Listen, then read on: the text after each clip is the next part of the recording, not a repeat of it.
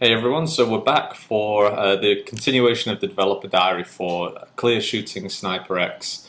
So this is now roughly the start of day 4 that I've been working on this game. I've missed a day before, so I did the previous video around 2 days ago, and yesterday I was doing quite a lot of work on the game. So I'm just going to show you the latest update, and then you can see how it's progressing. I've added in quite a few things now, so the logo scene is in there now. The menu scene is also in there, but it needs to obviously needs to be built up. I need to add a lot more things in there. But then the main game scene itself is doing a lot better. There's a lot more stuff in there now. I've entered three separate weapons. I'll show you those in a moment actually, and then you can see sort of the different attributes. The hat shot I think I mentioned last time. There's the shooting the cigarette out of the mouth, which I can't seem to do right now. But the biggest one as well was that I added just I think 2 days ago was the crotch shot. So basically you can shoot the crotch off these characters. If I can do it, there we go, crotch shot, 400 points, and that's the smallest target on the characters. So it's basically you get a lot of points for that one. Balancing is yet to be done, so I've not gone through the process of actually speeding things up and having that sort of gradual difficulty curve as things go on. But I'll just let this game end. So when the characters get over here to the right hand side, it's game over. And then I'll show you the shop scene as well. And then what I'll do is for those of you who are developers and you're looking to get a bit of an insight into how these scenes were put together, then I'll show you how it kind of how the scene has been laid out and what scripts I've used. So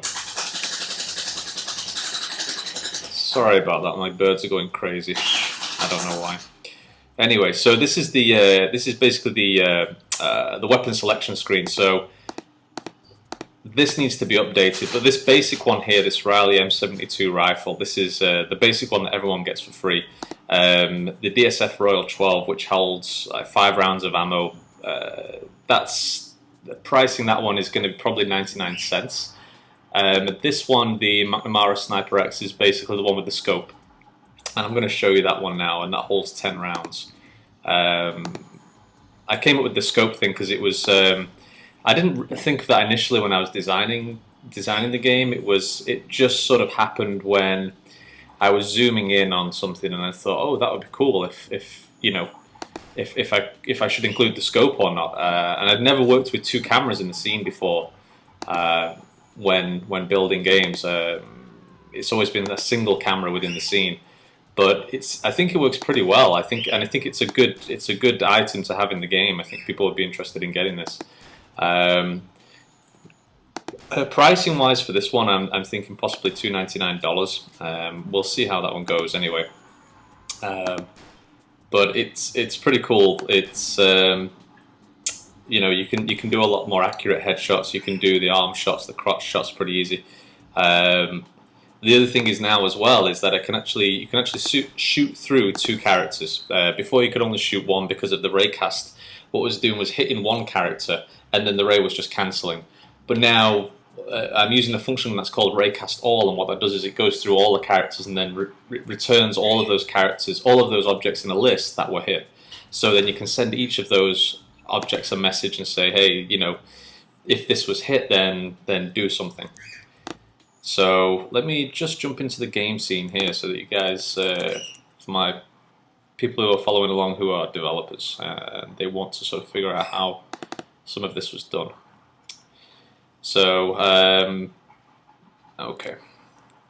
So again, anyone who's new to these videos, this isn't a tutorial video at all. This is simply this is just a developer diary video, just showing how, just sort of day-to-day development, and it's sort of a making of the game as well. The updated tutorial for the Pong tutorials that we're doing at the moment, I'll be adding those soon. So keep tuned into the channel, everybody, and check them out. The tutorials, beginners will be able to follow along with them. You can input the code, and it'll be really easy. That's pretty much for anybody.